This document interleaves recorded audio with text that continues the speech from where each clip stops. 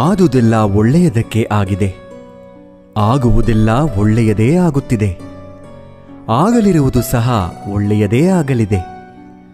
ರೋಧಿಸಲು ನೀನೇನು ಕಳೆದುಕೊಂಡಿರುವೆ? ಕಳೆದುಕೊಳ್ಳಲು ನೀನು ತಂದಿರುವುದಾದರೂ ಏನು? ನಾಶವಾಗಲು ನೀನು ಮಾಡಿರುವುದಾದರೂ ಏನು? ನೀನೇನು ಪಡೆದಿದ್ದರೂ ಅದನ್ನು ಇಲ್ಲಿಂದಲೇ ಪಡೆದಿರುವೆ. ಯಾವುದು ನಿನ್ನ ಭಾಗ್ಯದಲ್ಲಿ ಇದೆಯೋ ಅದು ನಿನಗೆ ಸಿಕ್ಕೇ ತೀರುತ್ತದೆ. ಯಾವುದು ನಿನ್ನದಲ್ಲವೋ ಅದು ನೀನು ಎಷ್ಟೇ ಪ್ರಯತ್ನಿಸಿದರೂ ಸಿಗಲಾರದು. ಚಿಂತೆ ಬಿಡು.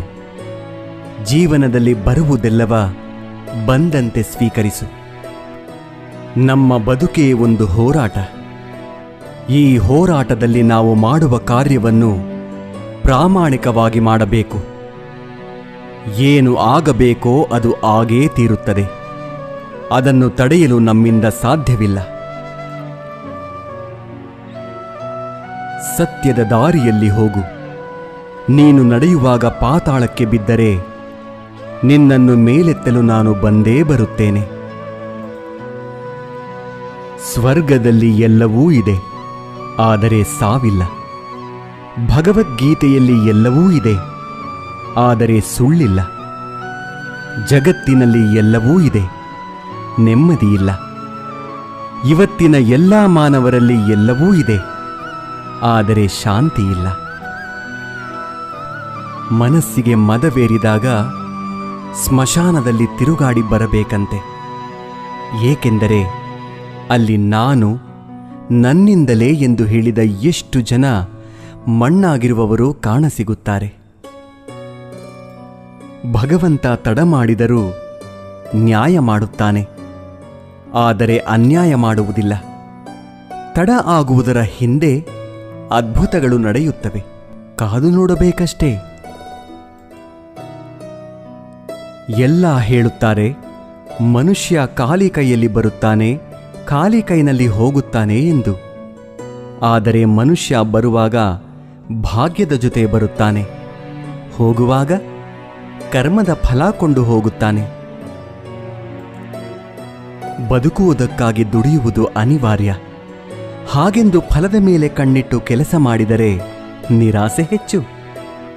ಕೆಲಸವನ್ನು ಶ್ರದ್ಧೆಯಿಂದ ಪ್ರೀತಿಯಿಂದ ಮಾಡಿದರೆ ಫಲ ಇಂದಲ್ಲ ನಾಳೆ ದೊರಕಿಯೇ ದೊರಕುತ್ತದೆ. ಒಂದು ಬಾರಿ ಅರ್ಜುನ ಶ್ರೀಕೃಷ್ಣನನ್ನು ಕೇಳಿದ, ಈ ಗೋಡೆಯ ಮೇಲೆ ಒಂದು ಸಂದೇಶ ಬರಿ. ಅದು ಹೇಗಿರಬೇಕೆಂದರೆ, ಖುಷಿಯಲ್ಲಿದ್ದಾಗ ಓದಿದರೆ ದುಃಖವಾಗಬೇಕು, ದುಃಖವಾಗಿದ್ದಾಗ ಓದಿದರೆ ಖುಷಿಯಾಗಬೇಕು. ಕೃಷ್ಣನು ಬರೆದ, ಈ ಸಮಯ ಕಳೆದು ಹೋಗುತ್ತದೆ. ಅಕ್ಕಿ ಅನ್ನಕ್ಕೆ ಕೇಳಿತು, ನೀನು ನಾನೇ ಆಗಿದ್ದೆ, ಆದರೆ ಅದು ಹೇಗೆ ಅನ್ನವಾದೆ ಎಂದು. ಅನ್ನ ಸುಂದರವಾಗಿ ಉತ್ತರಿಸಿತು, ನೀರು ಮತ್ತು ಬೆಂಕಿಗಳ ಸಂಪರ್ಕಕ್ಕೆ ಒಳಗಾದೆ, ಅವುಗಳ ಸಂಸ್ಕಾರದಿಂದ ಮೃದುವಾದೆ, ಮಧುರವಾದೆ. ಅಕ್ಕಿ ಎನ್ನುವ ಭಾವ ಕಳೆದುಕೊಂಡೆ, ಅನ್ನ ಎನ್ನುವ ಅನುಭವ ಪಡೆದುಕೊಂಡೆ. ಅದೇ ರೀತಿ ಸಜ್ಜನರ ಸಂಗದಿಂದ ನಮ್ಮಲ್ಲಿರುವ ಅಜ್ಞಾನ ದುರಿತ ದುಮ್ಮಾನಗಳ ಭಾವ ಕಾಠಿಣ್ಯತೆ ತೊಲಗಿ ಪುಣ್ಯ ಜ್ಞಾನ ಮೋಕ್ಷಗಳೆಂಬ ಮೃದುತ್ವದ ಅನುಭವ ದೊರೆಯುತ್ತದೆ. ಚಿಂತಿಸಲು ನೀನೇನು ಕಳೆದುಕೊಂಡಿರುವೆ? ನಿಶ್ಚಿಂತೆಯಿಂದಿರಲು ನೀನೇನು ಪಡೆದುಕೊಂಡಿರುವೆ? 3 ದಿನದ ಈ ನಾಟಕದಲ್ಲಿ ಕಳೆದುಕೊಳ್ಳಬೇಕಾಗಿರುವುದು ಕರ್ಮ ಒಂದೇ, ಪಡೆಯಬೇಕಾಗಿರುವುದು ಪುಣ್ಯ ಒಂದೇ. ದೊಡ್ಡ ಮನುಷ್ಯನಾಗುವುದು ಒಳ್ಳೆಯದು, ಆದರೆ ಒಳ್ಳೆಯ ಮನುಷ್ಯನಾಗುವುದು ದೊಡ್ಡ ವಿಷಯ. ದುಃಖದ ಬಗ್ಗೆ ಚಿಂತಿಸತೊಡಗಿದರೆ ಸದಾ ದುಃಖಿಯಾಗಿಯೇ ಉಳಿಯುತ್ತೀಯ. ಸದಾ ಸುಖ ಸಂತೋಷಗಳನ್ನು ಧ್ಯಾನಿಸುತ್ತಿದ್ದರೆ ಮುಂದೆ ಸುಖಿಯಾಗುತ್ತೀಯ. ಏಕೆಂದರೆ ಮನಸ್ಸು ಯಾವುದರ ಬಗ್ಗೆ ಹೆಚ್ಚಾಗಿ ಧ್ಯಾನಗೊಳ್ಳುವುದೋ ಅದೇ ಸಕ್ರಿಯವಾಗುವುದು. ಪರಮಾತ್ಮನಲ್ಲಿ ಏನನ್ನಾದರೂ ಬೇಡುವುದಾದರೆ ಪರಮಾತ್ಮನನ್ನೇ ಬೇಡು. ಪರಮಾತ್ಮ ನಿನ್ನವನಾದರೆ ಸರ್ವಸ್ವವೂ ನಿನ್ನದೇ. ಹೊಡೆತದ ನೋವನ್ನು ತಡೆದುಕೊಳ್ಳುವ ಶಕ್ತಿಯನ್ನು ನೀಡುವ ಭಗವಂತ ಸಮಯ ಬಂದಾಗ ತಿರುಗಿಸಿ ಹೊಡೆಯೋ ತಾಕತ್ತನ್ನು ನೀಡುತ್ತಾನೆ. ನೀವು ಪ್ರಯತ್ನಿಸುವವರೆಗೂ ನಿಮ್ಮೊಳಗಿನ ಶಕ್ತಿಯ ಅರಿವು ನಿಮಗಿರುವುದಿಲ್ಲ. ಪ್ರಯತ್ನ ನಿರಂತರವಾಗಿರಲಿ.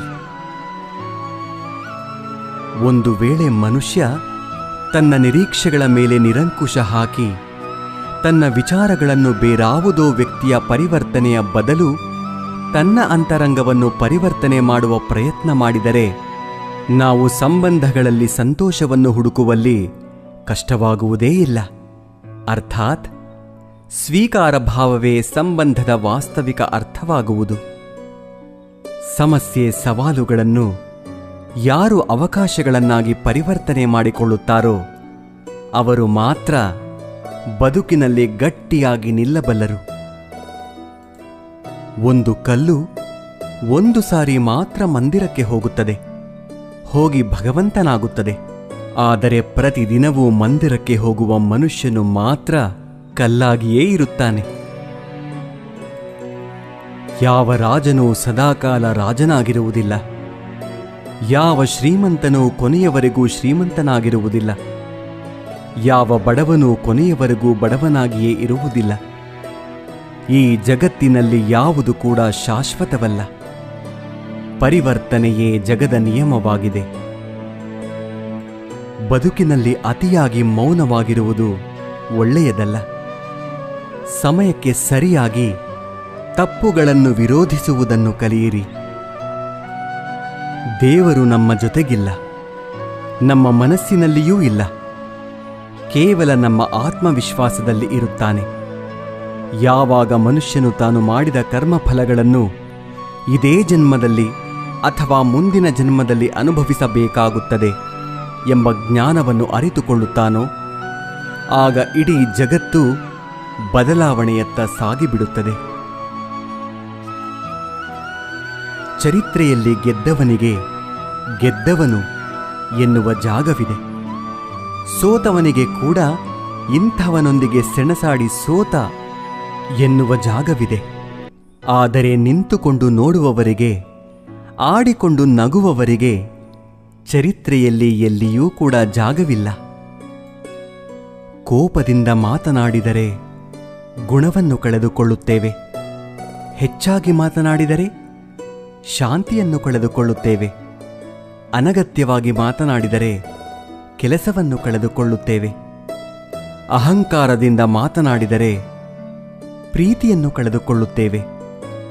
ಸುಳ್ಳು ಮಾತನಾಡಿದರೆ ಹೆಸರನ್ನು ಕಳೆದುಕೊಳ್ಳುತ್ತೇವೆ. ವೇಗವಾಗಿ ಮಾತನಾಡಿದರೆ ಅರ್ಥವನ್ನು ಕಳೆದುಕೊಳ್ಳುತ್ತೇವೆ. ಪ್ರೀತಿಯಿಂದ ಮಾತನಾಡಿದರೆ ಎಲ್ಲವನ್ನೂ ಗಳಿಸುತ್ತೇವೆ. ಬದುಕಿನಲ್ಲಿ ಏನೇ ನಡೆದರೂ ಒಳ್ಳೆಯದೇ. ವರ್ತಮಾನದಲ್ಲಿ ಏನಾಗುತ್ತಿದೆಯೋ ಅದೆಲ್ಲವೂ ಉತ್ತಮವಾಗಿಯೇ ನಡೆಯುತ್ತದೆ. ಮುಂದೆ ಏನಾಗುವುದೋ ಅದೆಲ್ಲವೂ ಚೆನ್ನಾಗಿಯೇ ಇರುತ್ತದೆ. ಭವಿಷ್ಯದ ಬಗ್ಗೆ ಚಿಂತಿಸಬೇಡಿ, ವರ್ತಮಾನದಲ್ಲಿ ಜೀವಿಸಿ. ಒಂದು ಬಾರಿ ಅರ್ಜುನ ಶ್ರೀಕೃಷ್ಣನನ್ನು ಕೇಳುತ್ತಾನೆ, ಎಲ್ಲವೂ ಹಣೆಬರಹದಲ್ಲೇ ಬರೆದಿದ್ದರೆ ಪ್ರಯತ್ನಪಟ್ಟು ಫಲವೇನು ಎಂದು. ಆವಾಗ ಶ್ರೀಕೃಷ್ಣನು ಉತ್ತರಿಸುತ್ತಾನೆ, ಯಾರಿಗೆ ಗೊತ್ತು, ಪ್ರಯತ್ನಪಟ್ಟರೆ ಸಿಗುತ್ತದೆ ಎಂದು ಹಣೆಬರಹದಲ್ಲಿ ಬರೆದಿದ್ದರೆ ಪ್ರಯತ್ನಂ ಸರ್ವಸಿದ್ಧಿ ಸಾಧನಂ. ಒಮ್ಮೆ ನಾರದರು ಶ್ರೀಕೃಷ್ಣನನ್ನು ಕೇಳಿದರಂತೆ, ಈ ಪ್ರಪಂಚದಲ್ಲಿ ಎಲ್ಲರೂ ದುಃಖಿಗಳಾಗಿದ್ದಾರೆ ಏಕೆ ಎಂದು. ಆಗ ಶ್ರೀಕೃಷ್ಣನು ಮುಗುಳ್ನಗುತ್ತಾ ಹೇಳಿದನಂತೆ, ಸುಖ ಎಲ್ಲರ ಬಳಿಯೂ ಇದೆ, ಆದರೆ ಎಲ್ಲರೂ ಇನ್ನೊಬ್ಬರ ಸಂತೋಷದಿಂದ ದುಃಖಿಗಳಾಗಿದ್ದಾರೆ ಅಷ್ಟೇ. ನೆಮ್ಮದಿ ಯಾವುದೇ ವಸ್ತು ಹಣದಲ್ಲಿ ಇರುವುದಿಲ್ಲ, ನಮ್ಮ ಆಲೋಚನೆ ಮತ್ತು ಮನಸ್ಸಿನಲ್ಲಿ ಇರುತ್ತದೆ. ಕಷ್ಟಪಡದೆ ಸಿಕ್ಕ ಫಲ ಎಂದಿಗೂ ಸುಖವನ್ನು ಕೊಡುವುದಿಲ್ಲ. ಸುಖವನ್ನು ಕಷ್ಟಪಡುವುದರಲ್ಲಿ ಹುಡುಕಿ. ಸ್ನಾನ ದೇಹವನ್ನು, ಧ್ಯಾನ ಮನಸ್ಸನ್ನು, ದಾನ ಧನವನ್ನು, ಯೋಗ ಜೀವನವನ್ನು, ಪ್ರಾರ್ಥನೆ ಆತ್ಮವನ್ನು, ವ್ರತ ಆರೋಗ್ಯವನ್ನು, ಕ್ಷಮೆ ಸಂಬಂಧಗಳನ್ನು, ಪರೋಪಕಾರ ಅದೃಷ್ಟವನ್ನು ಪವಿತ್ರಗೊಳಿಸುತ್ತದೆ. ಕೇವಲ ದೇವರನ್ನು ಪೂಜಿಸುವುದರಿಂದ ಪುಣ್ಯ ಬರುವುದಿಲ್ಲ. ಉತ್ತಮ ಬುದ್ಧಿ, ಉತ್ತಮ ಯೋಚನೆ, ಉತ್ತಮ ಕೆಲಸ, ಉತ್ತಮ ಮಾತು, ಉತ್ತಮ ವರ್ತನೆ, ಕರುಣೆ, ಅಹಿಂಸೆಯಿಂದ ಪುಣ್ಯ ಸಿಗುತ್ತದೆ. ಮುಂಬರುವ ಜನ್ಮಕ್ಕೆ ಈ ಜನ್ಮವೇ ಬುನಾದಿಯಾಗಿರುವುದು ನಿಜ. Thank you for watching this video. Jai Hind.